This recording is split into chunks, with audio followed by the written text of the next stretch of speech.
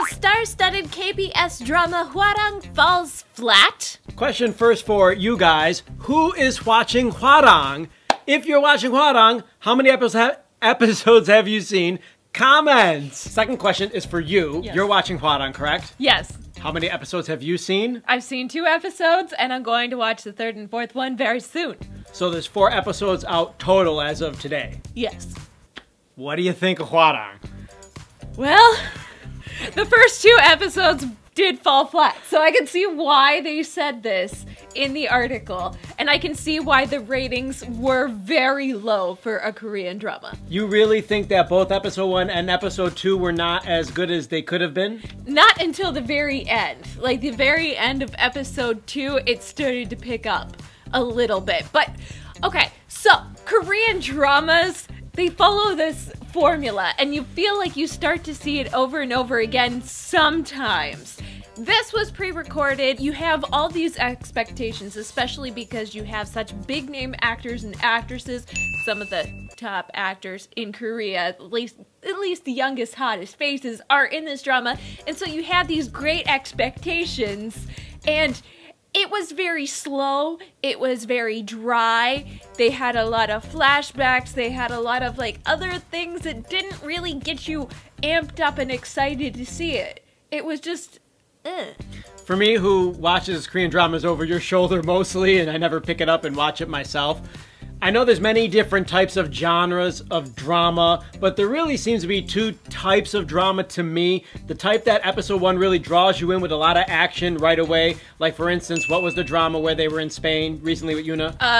With Yuna? Oh, the K2. Okay, so the K2, episode 1, I caught 5 or 10 minutes out of a full episode of that drama, and it seemed action-packed, or it seemed like there was action going on. I didn't know what was happening, but it drew me in a little bit. I was like, oh, where's she running from? Or why is she in this white... That sort of episode 1 was not what Hwarang was, I take it. No, there was some action, but it was still kind of... It wasn't realistic, it wasn't believable, and it just seemed dry. It seemed like every other historical Seguk drama that I've seen before. Do you feel like Korean dramas have been trying to outdo themselves for the last couple of years? You go back to 2014, which wasn't that long ago. It's Okay, That's Love was the hottest thing that summer. I can't even remember what came after that because it seems like that was the drama that year, even though it wasn't the best drama, or it wasn't voted #1 on our site. It's the one that sticks out in my mind. People don't remember It's Okay, That's Love at all. I'm only bringing it up because right now everyone's watching Goblin. And everybody's favorite drama right now is Goblin. And you can't even... That's good. Okay, well, great. But we're not sitting here talking about the best drama. We're talking about this other drama that is supposed to have been better before we saw it, and now that people are actually watching it, something's wrong with the story, or they overshot how far into the future they were supposed to air it. Like, it should have aired back in September, October. I mean, you were talking about Hwarang, I think, at the end of last year. Yeah, I was talking about it at the end of last year because it was supposed to air in April, and they kept pushing the production back. Mind you, episode 3 is supposed to be really great. Ratings skyrocketed for episode 3. In fact, I have the numbers. The ratings for episode 2 in Seoul, it was ranked 18th, and in all of South Korea. The 18th program watched? Yes. So there were 17 better programs, or 17 programs more watched than Hwarang that particular time slot? Yes. So they rate all the channels? They do, and that was in Seoul, and they also rate all the channels nationwide, and it was 19th nationwide.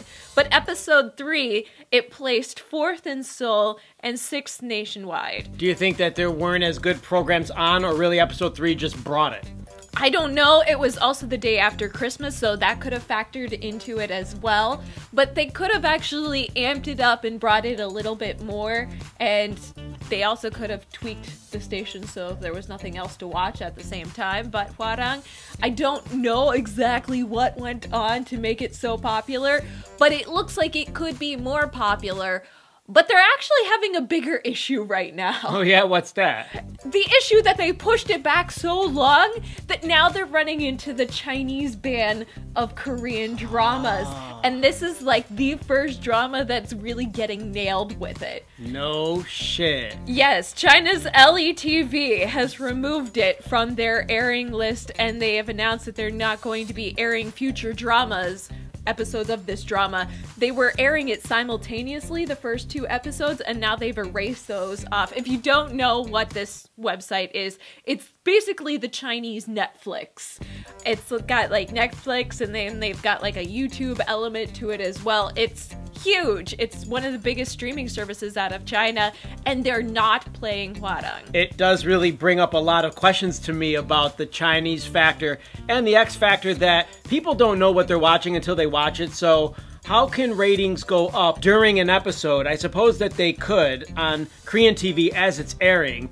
People can message their friends or write posts on the internet the first 5 minutes in that, ooh, this is better than episode 2, and then other people will see that and then flock to the TV. Like, I just wonder about all the factors that make something more popular and then higher in the ratings versus something that's not. Like, episode 2 could have had a lot of competition. Episode 3 could be just as good, but there wasn't as many other programs on, so more people are watching it, or more people are home on that particular day, like you said, the day after Christmas. I'm just wondering if there's been some bad luck, or if it is in fact legitimately not that good.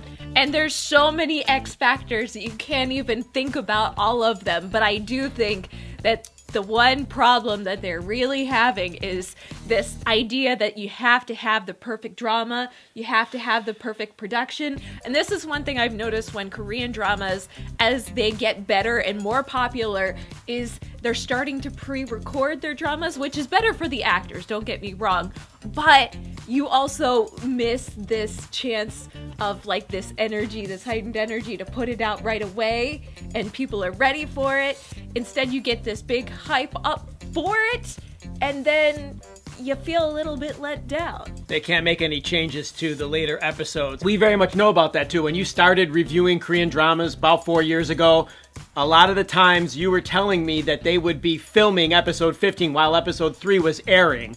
And that was a very normal trend. And so they still sort of do that, and it really takes a toll on the actors. But it could end up being rewritten as they go, because they can see that, oh, this particular facet of episode 3 works, so we want to play that out in episode 12, so let's film it this way, even though it was originally written a different way. Hwarang wasn't done that way. No, Hwarang was filmed before it actually aired. The entire thing. The entire thing, so they can't go back and change it, and they can't go back and tweak it. Other ones were Descendants of the Sun this year, which did really well. Which did really well because it lived up to the expectations. And so there's this fine balance of, do you pre-record it? Is there the hype train that gets let down? What's gonna happen? We don't know. What do you guys know that we didn't mention in this video? Hit the comment section, let us know. Yes, and are you watching Hwarang right now? How does it compare to other dramas if you're watching other dramas? Are you excited? Are you supportive? Are you happy? Or are you feeling a little bit let down? Click the like button, you guys. Thank you so much for supporting us. Click the bell for notifications, and don't forget to subscribe for more HallyuBack news. That's it. We're out of here. Hasta luego! Bye!